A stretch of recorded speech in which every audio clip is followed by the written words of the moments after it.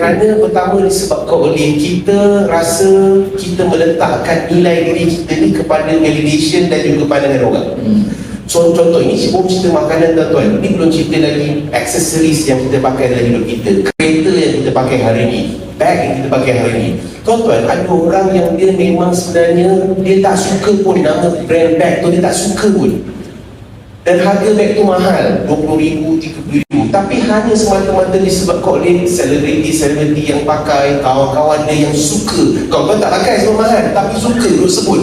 Jadi untuk diterima dan diangkat di kalangan kawan-kawan, dia sanggup untuk buat loan, dia sanggup untuk habiskan duit simpanan dia semata-mata untuk dia beli beg yang sangat mahal. Tentu ada orang yang dia beli kereta hari ni, bukan dia suka sangat kereta tu, tapi disebabkan oleh orang lain suka dengan kereta tu, dia pun beli. End up kita menjadi hamba kepada validation manusia lain. Jadi apa kesannya? Kesannya adalah kita tidak akan putus-putus untuk kita ni nak memuaskan hati manusia lain. Jadi apa jadi? Dia memberi kesan kepada mental kita, memberi kesan pada kehidupan kita. Kita tidak lagi hidup dalam fulfillment, tiada kepuasan dalam kehidupan kita. Kenapa?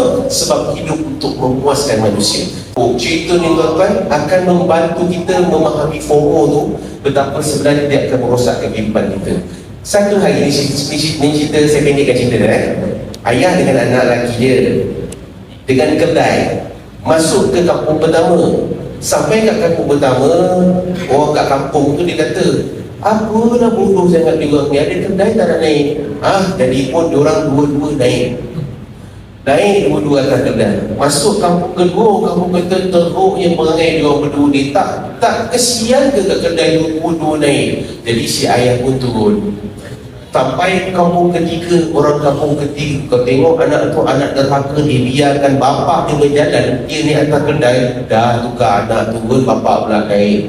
Masuk pula kedai kat kampung keempat, tengok ayah tu tak memberi kemanusiaan, dia bagi anak dia berjalan, dia tu dalam. Anak tu kan kecil lagi, kenapa nak biar anak jalan? Enak tuan-tuan, dia pun tak tahu nak buat apa. Kenapa? Sebab setiap kampung perspektif berbeza. Kalau kita hidup nak memuaskan hati semua kampung, apa jadi pada kita? Apa kerja kita nak buat?